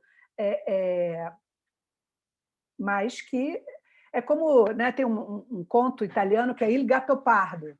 Opa, congelei aqui. Voltei. Que é um conto do Il Gattopardo. Vamos mudar para que tudo continue como estava antes. Para mim, essas são as reformas penais no Brasil. Ou talvez para piorar o que tínhamos antes. Mas vai lá, Fernanda, depois a gente volta. Primeiro, sim, prazer te ouvir, Luciana. Coisa boa mesmo, assim, a gente aprende um bocado, né? E daí indo para as perguntas e dialogando um pouco, aqui umas sugestões, essa questão até vem mais para o fim, sobre feminização da pobreza e a questão da criminalização. Eu acho que tem 2 textos que mudaram muito a minha leitura sobre isso. Um deles é da Sayek Valencia, uma mexicana. Ela trabalha com o conceito de necroempoderamento, como não é necessariamente sobre encarceramento, mas é nem sobre mulheres, sobre como o tráfico de drogas no México, na fronteira, assume um papel liberal, e como as pessoas que estão nesse tráfico de drogas assumem expressões de empoderamento. Então, eu gosto muito dessa expressão, ela trabalha de uma forma conceitual bem interessante, acho que a gente poderia utilizar para pensar algumas pesquisas por aqui. E também o da Françoise Verger, um feminismo decolonial, em que ela usa uma referência a Jules Fouquet, que é uma francesa, em que ela diz que o empoderamento das mulheres é introduzido para responder à feminização da pobreza. Então, tem um monte de pesquisa, conforme a professora Luciana veio falando, né, mencionou, que quer descobrir mulheres empoderadas no tráfico.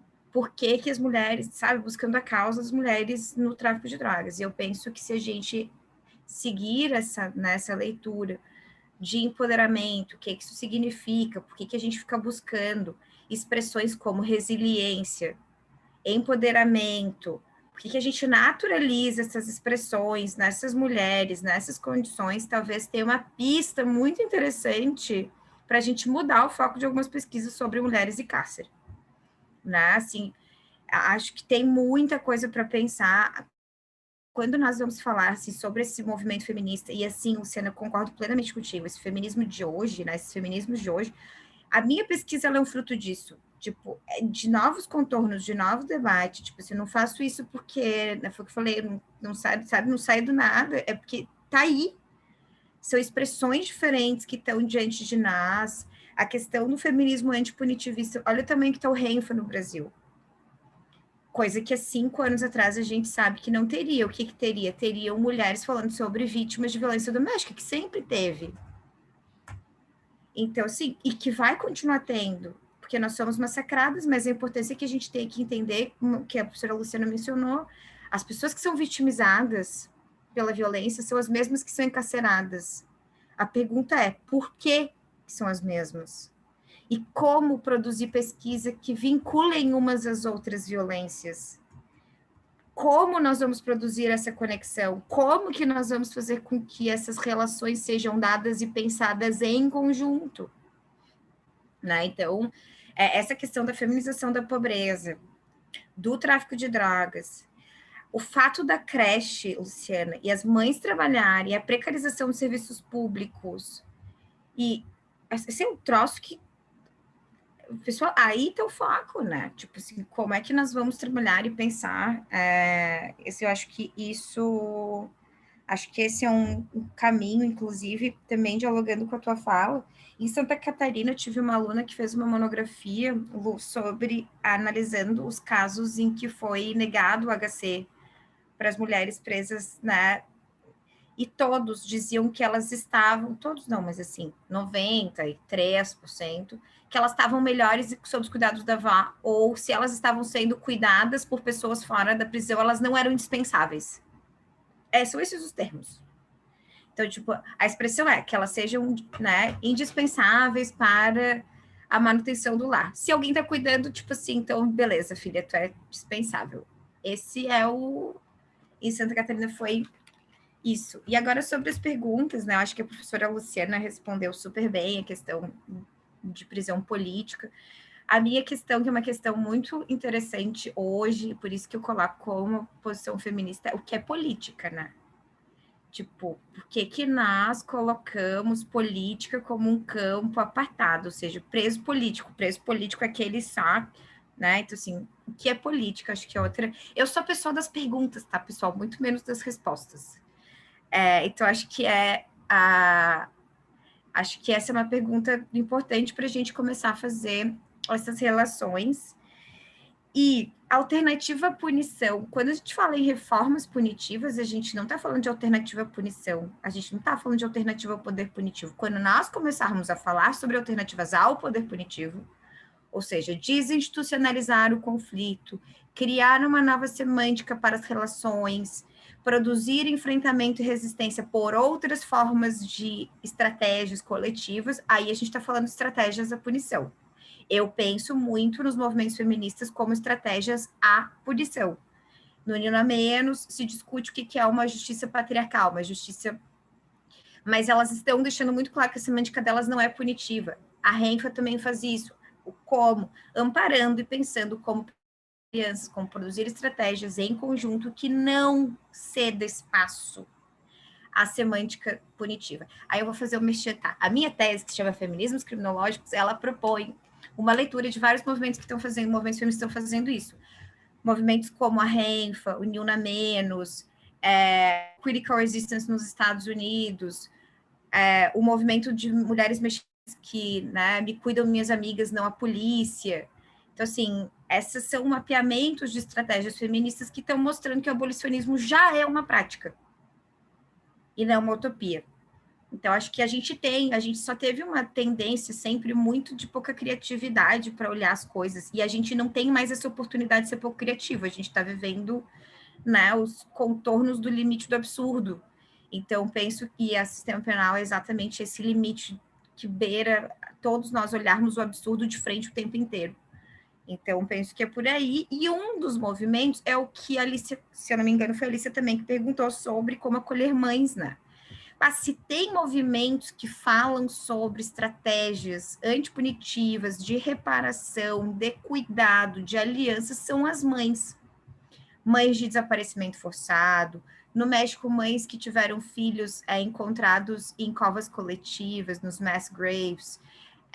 As mães de maio no Brasil, que tiveram seus filhos impactados pela violência policial em 2006, as madres de maio na Argentina. A gente tem mães de sujeitos aprisionados que durante a pandemia se organizaram de forma autônoma para criar grupos de WhatsApp e criar canais de comunicação de cuidado para saber as necessidades dessas pessoas que estavam lá sem acesso. Então, assim, mãe é um troço que é a semântica feminista, não pela maternidade, não pela maternagem, mas pela rede de suporte que elas produzem e pela forma criativa de produzir modos de vida, né? Porque é isso. Então, assim, tirando a questão moral que atravessa, né, a maternidade, as mães como núcleos de apoio, historicamente, então, se quiseres pensar em como fazer, acho que elas próprias já têm muita produção. A Mães de Maio tem vários livros produzidos, tá? Folhetins em PDF, as Mães de Maio na Argentina também tem. Busquem esses folhetins, sabe? Conhecer esses grupos estão produzindo muito conhecimento, uma narrativa própria, acho que isso é super importante. E aí eu me estendi um pouco, mas é porque eu achei que, sim, muitas coisas legais que vocês perguntaram e muito fim de interagir com a fala da professora Luciana. Que... Ó, Fernanda, achei aqui, ó, esse, ó. Lindo. Esse, exato. Não, e tem o anterior que está em PDF disponível, esse... Mas comprem, né, pessoal? Tipo assim, custa bem pouquinho. Memorial dos Nossos Filhos Vivos, as Vítimas Invisíveis da Democracia. E é lindo porque elas não falam sobre aqueles que morreram. Ela fala, e para mim isso os movimentos feministas fazem muito bem, é falar sobre a vida dessas pessoas que viveram. Exato. Né? Então, assim, acho que é super... Eu tenho vivido intensamente essas leituras, ver o que essas mulheres, o que esses movimentos feministas, o que esses grupos estão fazendo, porque está ali, né? Se a gente sobrevive até hoje, é porque tem quem faça coisa diferente por nós, né? Mas é isso, tá? Me empolguei, adorei o diálogo com as perguntas e com a Luciana. Rafaela, posso só falar uma coisinha rápida? Pode. Porque eu não respondi essa parte da pergunta, mas eu queria só ler algumas linhas aqui dessas cartas das mães, né? Depois eu posso até mandar para divulgar esse texto. Ela fala, é a Cecília, Rio de Janeiro, 49 anos. Ela escreve numa folha de caderno de menina, com marcas cor-de-rosa. Não está presa, mas é uma mãe desesperada que tem o melhor filho do mundo, encarcerado por tráfico. Não pede indulto por ela, mas para o filho, e diz: somos pobres, não temos onde cair vivos, sem advogados para nos auxiliar. Narra com tristeza e sofrimento que seu filho foi espancado, torturado, teve braços e pernas quebrados, e diz: até facada deram em diversas partes do corpo dele. O que ela demanda? Justiça, perdão, fim do sofrimento das violências. E ela mesma questiona a opressão e o preconceito que vê. Meu Deus, como isso funciona? A justiça só funciona para os ricos. Quanta mentira, quanta hipocrisia.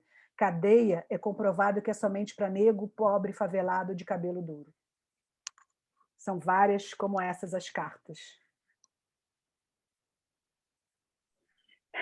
Muito obrigada, professora. Infelizmente mesmo, a gente só tem mais 10 minutinhos, então só vai dar tempo da gente talvez falar sobre mais 2 perguntas, né? Não sei, e aí passo já para as considerações finais. Então, a Júlia John, a colega, fez uma pergunta aqui. Perguntou se as senhoras acreditam na possibilidade progressista de vinda do sistema penal, e aí ela menciona a questão da criminalização da homofobia.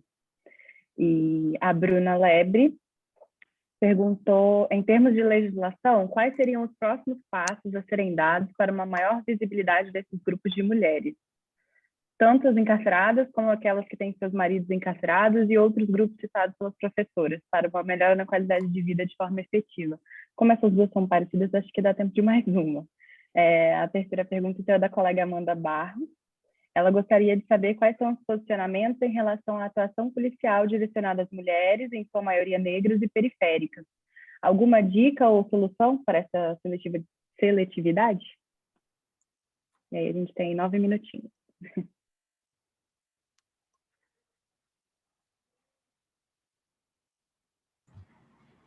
Eu botei o link ali do Vozes do Cárcere, que a professora Luciana mencionou. Acho que é um projeto muito lindo. É esse, né? Pela Tula, que tu estás no texto. Fazer rapidamente, assim, para mim, a única alternativa é a abolição do sistema penal. Então, assim, né? Acho que isso é uma questão, claro que tem estratégias, acho que tem muitos processos de estratégias de enfrentamento, a professora Luciana pode falar isso de maneira pontual, ainda, né, com muita mais precisão, ela está envolvida diretamente com esse processo, a questão da descriminalização, da legalização das drogas, e acho que isso é uma questão indispensável, não tem como recorrer, e aí não a uma ou outra substância, mas a todos, né, acho que isso é uma questão bem importante. Mas penso que a abolição completa do sistema penal, né? Eu acho que isso é indispensável, isso é uma posição minha desde antes de qualquer consideração. E aí, para não me alongar muito, eu vou passar também a palavra para a professora Luciana, já que a gente tem um pouquinho, mas como pensar em reduzir a seletividade. Não tem como reduzir a seletividade para aquilo que é projetado para ser seletivo. Não tem como reduzir a violência naquilo que é projetado para ser genocida. Não tem como reduzir o racismo naquilo que é feito para ser racista, e não tem como reduzir a misoginia naquilo que é feito para ser misógino. Eu acho que o interessante é a gente entender que racismo, colonialismo, patriarcado, capitalismo exigem o sistema penal para funcionar, o punitivismo para funcionar. Acho que essa talvez seja o eixo que talvez nós precisamos priorizar nas nossas leituras. Muito obrigada novamente, viu, Rafa, Milene, professora Luciana, que prazer, e a todas pelas perguntas excelentes e pela participação. Foi um prazer estar com vocês. Eu também queria agradecer muito, as perguntas são muito boas, eu vou tentar falar rapidamente, porque as também são profundas, né? E tenho pleno acordo com o que Fernanda falou, e quando a gente olha para o sistema penal, historicamente também, né, eu digo que o que a gente precisa estudar muito mais também é história do direito. A gente estuda pouco história do direito, né? Se a gente for estudar a história do direito penal, a história das prisões, a gente vai ver que esse modelo pensado como disciplinar, pensado como controlador, ele surge, e tem um livro clássico, que é do Michel Foucault, né, que vai explicar na Europa a origem dessa ideia. E a prisão ela surge junto com o capitalismo, né? A prisão como pena, ela surge junto com o capitalismo, com o discurso liberal, com o discurso humanitário. Então, assim, sem dúvida alguma que não vai ser com esse mesmo sistema que a gente vai resolver as situações que o sistema, na verdade, é pensado para reforçar, né? O sistema penal, num país como o Brasil, que teve um passado de escravidão, ele é racista. Não tem jeito. Numa sociedade tão desigual, onde a desigualdade afeta em especial as mulheres e as mulheres negras, esse sistema penal também ele vai ter uma questão de gênero muito forte. E em especial, se a gente for ver o tipo de criminalização que as mulheres estão sujeitas, é típico do patriarcado também, né? Você criminalizar o aborto é típico do patriarcado. Mas também não é só uma questão moral ou cultural. mas esses elementos também são importantes, mas, acima de tudo, é uma questão econômica. O que vai estar por detrás também da prisão como pena e do populismo penal e dessa lógica punitiva vai estar também a questão simbólica, acima de tudo. Uma questão simbólica que, ao eleger pessoas para ficarem caracterizadas, estigmatizadas como criminosas, você está absolvendo todo o resto que está fora da prisão. Então, isso é uma forma de manter também o capitalismo, é uma forma de manter a desigualdade.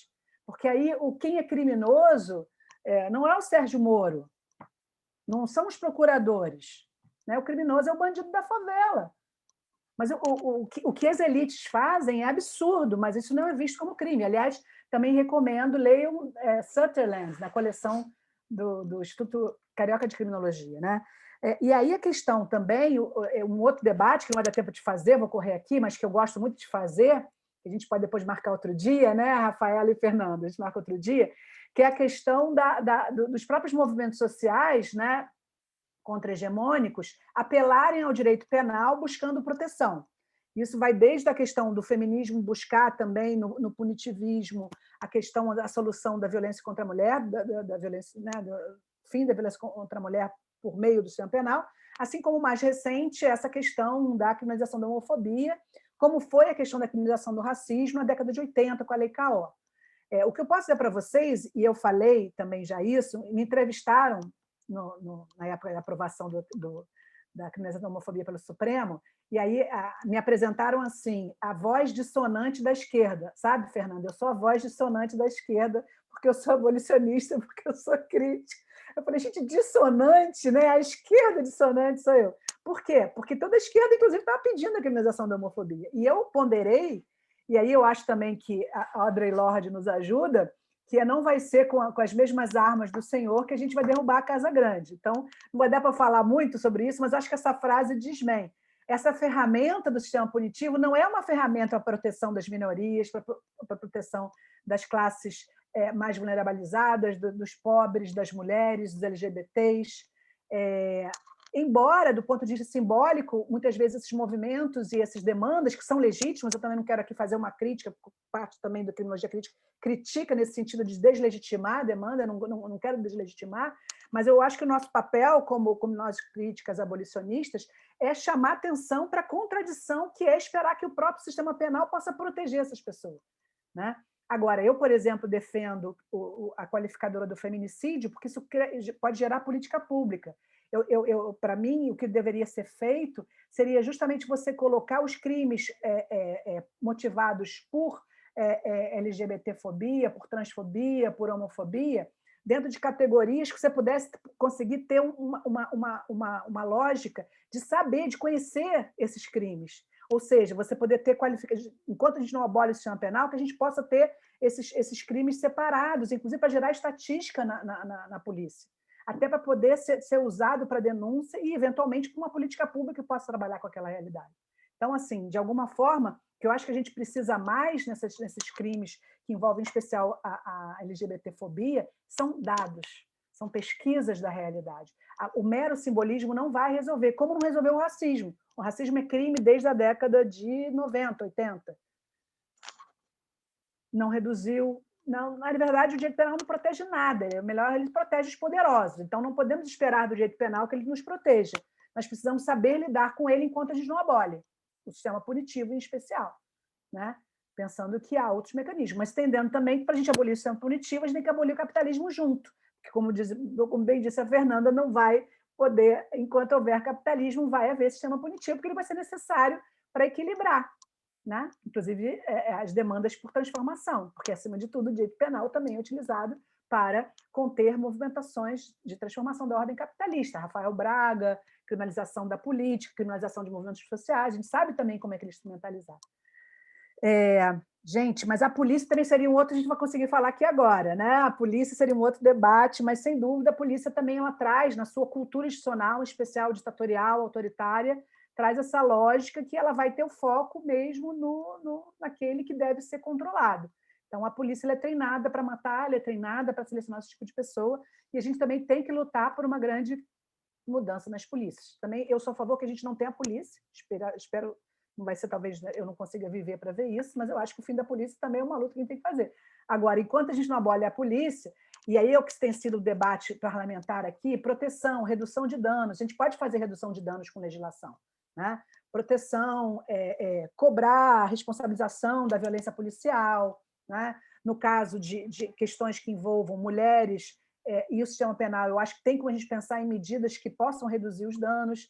Em especial, eu penso muito, que eu acho que essa é a grande questão que tem que falar, são os afetados, as pessoas que recebem pena sem serem punidos, são os familiares, são as crianças, isso é inconstitucional. Então, acho que a gente tem que começar a trabalhar com redução de danos também, né? Apesar desse cenário tão difícil aí com o Bolsonaro, né? Mas, enfim, mas o que a gente faz na mudança de legislação, na minha avaliação, é pura redução de danos, entendendo que a transformação tem que ser muito maior, né? Obrigada, Rafaela, obrigada a todo mundo, prazer estar aqui com vocês. Já fico aqui, eu acho que eu e Fernando já podemos nos disponibilizar para um outro encontro para a gente responder todas as perguntas que vocês fizeram. Adoraria poder estar mais tempo falando mais aqui com vocês. Obrigada mesmo e boa tarde, boa noite. Gente, nossa, eu não tenho o que dizer, né? Depois disso, assim, depois dessas duas falas, para mim é sempre uma honra poder ouvir o que as duas têm a dizer, porque, como eu disse, reitero, são enormes referências para mim, assim, enquanto, né, enquanto mulher, enquanto acadêmica, mas especialmente enquanto, né, politicamente engajada, assim, vocês me inspiram muito e eu agradeço muito por isso.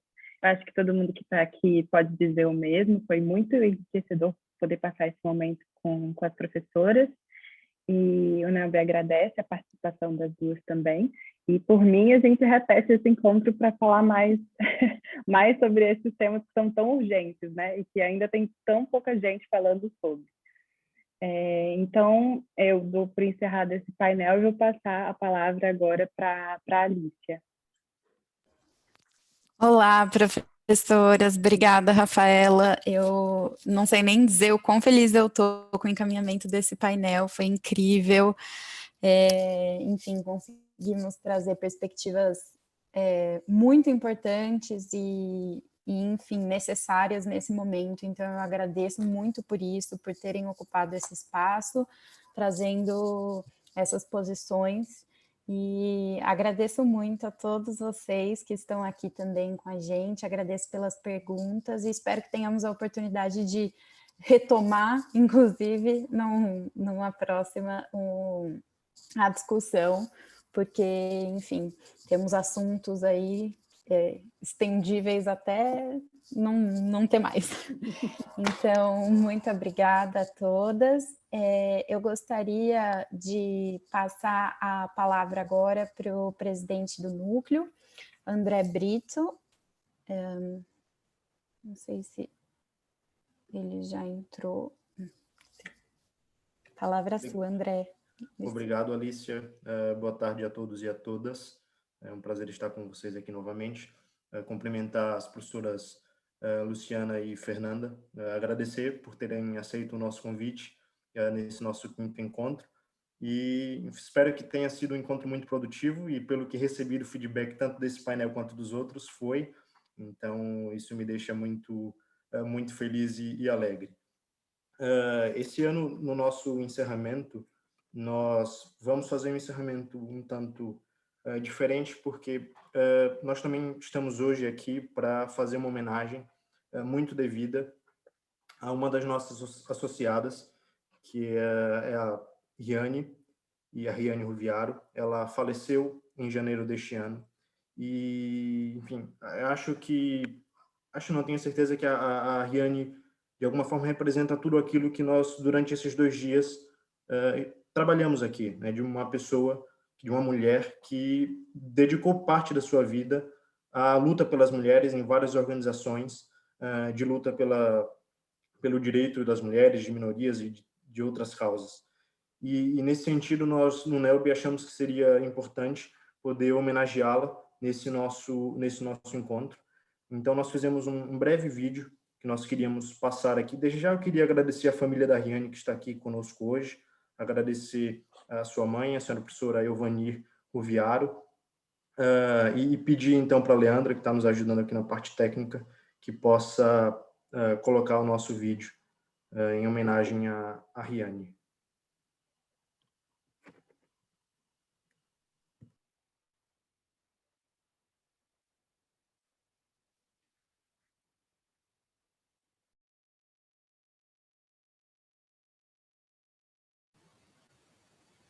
Olá, meu nome é André Brito, eu sou o presidente do NELB e em nome do Núcleo de Estudo Luso Brasileiro da Faculdade de Direito da Universidade de Lisboa, queria poder me dirigir aos senhores professores Cleiton Ruviário e Elvanir Ruviário, os pais da Riane, me dirigir também a toda a família e aos seus amigos. Eu tenho para mim que, como acredita Michael Horton, existem dois tipos de pessoas. Pessoas comuns, cidadãos normais, simples, que vivem uma vida normal, cotidiana, que pagam seus impostos, que trabalham, mas há também pessoas que, pela grandeza que se revestem e pela importância daquilo que fazem, da obra que realizam, transcendem de alguma maneira o tempo que nós temos aqui neste mundo. E a Riane foi assim, uma pessoa que no período que esteve conosco conseguiu transcender e nesse sentido hoje é homenageada nesse nosso 5º encontro do Dia Internacional da Mulher. Consola-nos de alguma maneira saber que a memória da Riane continua viva entre nós, a sua lembrança continua viva, pelo trabalho que ela desempenhou, e que certamente engrandece não só a sua família, a família Ruviário, como engrandece também o núcleo, na medida em que ela era uma das nossas associadas, e engrandece também todas as outras entidades ou organizações que ela diligentemente trabalhou com empenho pela luta daquilo que ela acreditava, né, que era o direito das mulheres e o direito de minorias. E nesse sentido, cabe a nós, enquanto núcleo de estudo desta faculdade, homenagear a Riane por tudo aquilo que ela representa e expressar na família o nosso sentimento, né? De fato, nesses tempos, infelizmente não é possível que, em nome do núcleo, eu possa abraçá-los pessoalmente, mas saibam que eu deixo aqui um abraço fraterno e sentido, ainda que à distância, mas esperando que vocês se sintam acolhidos também por nós nesse momento em que certamente é de dor para vocês. Olá, eu sou a Alicia, sou secretária especial de Administração de Conflitos e Apoio à Diversidade do Núcleo de Estudo Luso-Brasileiro e gostaria de dirigir a minha palavra hoje a familiares, colegas e amigos de Riane. Riane representa e ensina sobre a luta para e pelas mulheres. É claro que eu não quero restringir e limitar a sua trajetória a uma fração daquilo pelo que lutava, mas no dia de hoje eu não poderia deixar de agradecer ao trabalho por ela edificado e construído, voltado a pautas que nos são tão caras. Riane nos convoca a agir, ela nos chama para a ação e eu agradeço ao legado de comprometimento, de luta e de cuidado por ela deixado. Eu tenho certeza que se estivesse conosco, ela estaria hoje participando desse evento e mais do que isso, ela estaria trabalhando e traduzindo toda a teoria para a prática, porque era esse o comprometimento e o trabalho de Riane. Fica hoje o admirável comprometimento pela luta e pela sede de justiça e de igualdade. Os prejudicados têm basicamente todos os problemas que existem no mundo, tanto alterações climáticas como nas migrações, porque sempre tem essa discriminação a mais por ser mulher. É a questão das mulheres mais marginalizadas e oprimidas, então eu acho que tem que ter políticas públicas para ajudar essas mulheres a sair dessa posição, garantir esses direitos fundamentais que elas precisam, como acesso à educação, acesso à saúde, que também tem a ver com a desigualdade, né, com a pobreza. As mulheres, elas são a maior parte do mundo e elas são as mais pobres. Então, aqui em Portugal, foi feito um estudo pela SIG e as mulheres são as mais escolhidas, as que mais têm privação material em todas as faixas etárias. Então, esse é o primeiro passo, né? Focar nos mais necessitados. Foi uma educação sem estereótipo de gênero, porque os estereótipos eles são responsáveis pelas desigualdades, né? Então, o menino não chora, a menina tem que ser mocinha, Então, todas essas maneiras de ser mulher e maneiras de ser homem é que causam a desigualdade.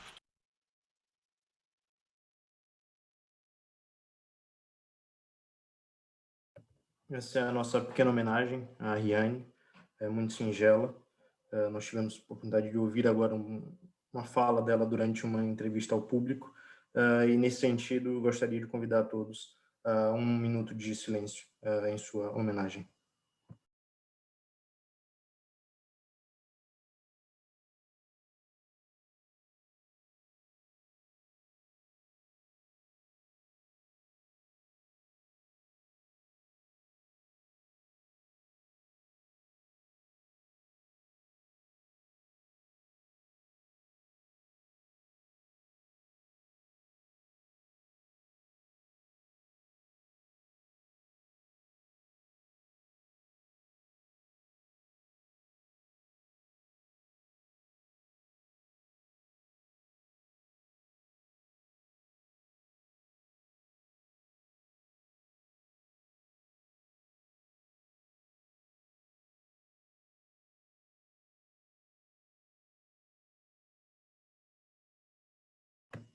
Eu gostaria, então, de passar a palavra à professora Giovanni, que está aqui conosco, a mãe da Riane, para que também pudesse falar algumas palavras.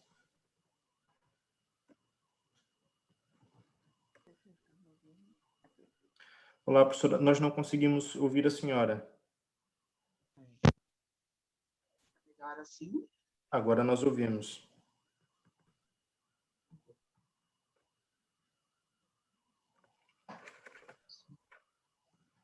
Tá bom?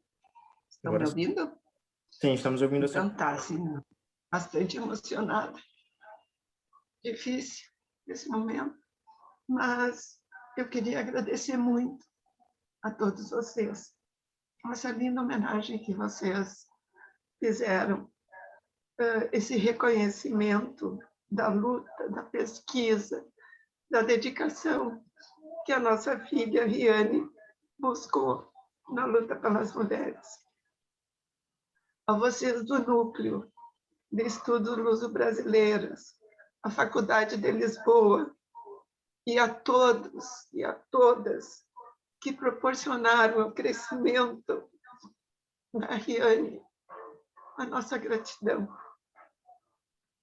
A vocês desse 5º Encontro do Direito das Mulheres, que foi tão lindamente assistir hoje às palestras das doutoras. Que lindo esse estudo, essa busca. Era algo que, com certeza, ela estaria aqui assistindo vocês, participando, porque ela adorava isso. Ela dizia, eu quero ajudar as mulheres. Então, a esse evento que fez, que trouxe todo esse conhecimento e que continua com essa luta, essa busca cada vez maior da valorização e reconhecimento das mulheres, fica a nossa gratidão e o nosso carinho. O nosso muito obrigado. E desculpa pela emoção, mas é muito forte para nós aqui. Muito obrigada. E um forte abraço a todos vocês. O nosso carinho, sempre aqui do Brasil, por vocês. Obrigada. Muito obrigado, professora, mais uma vez. Eu gostaria de expressar em nome do Núcleo o nosso afeto e a nossa mensagem de força. Eu sei que é um momento difícil para a família, para os amigos, mas, enfim, rogamos a Deus que, de fato, vocês possam ser consolados neste momento que é muito difícil. Certamente continuaremos lembrando da Riane e de tudo aquilo que ela representa para nós, enquanto uma mulher que esteve sempre à frente na luta pelas mulheres. Muito, muito obrigado. Então, com essa nossa homenagem, eu gostaria de encerrar esse nosso 5º encontro do Dia Internacional da Mulher, agradecendo mais uma vez as professoras que estiveram conosco, tanto neste painel quanto nos painéis anteriores, agradecendo a professora Ivani, que também esteve aqui e nos prestigiou, agradecer imensamente a Alicia, que coordenou todo o projeto em nome do NELB, enquanto secretária da CEACAD, e agradecer também a cada um que esteve conosco durante esses 2 dias e prestigiou o nosso evento. Espero que tenha sido muito engrandecedor para vocês todos e que isso não fique somente na teoria, mas que vocês consigam dia a dia praticar aquilo que de alguma forma nós temos aprendido aqui durante esses dias. E com isso, então, dou por encerrada esse nosso 5º encontro, esperando ver todos vocês novamente no ano que vem, já não sobre a minha presidência, mas certamente sobre uma outra, espero que substituído por uma mulher, o que me daria muita alegria e honra, mas enfim, são essas minhas palavras. Continuem trabalhando em tudo aquilo que nós ouvimos aqui, para que de fato possamos ter um país, um Brasil melhor, um Portugal melhor. Muito obrigado.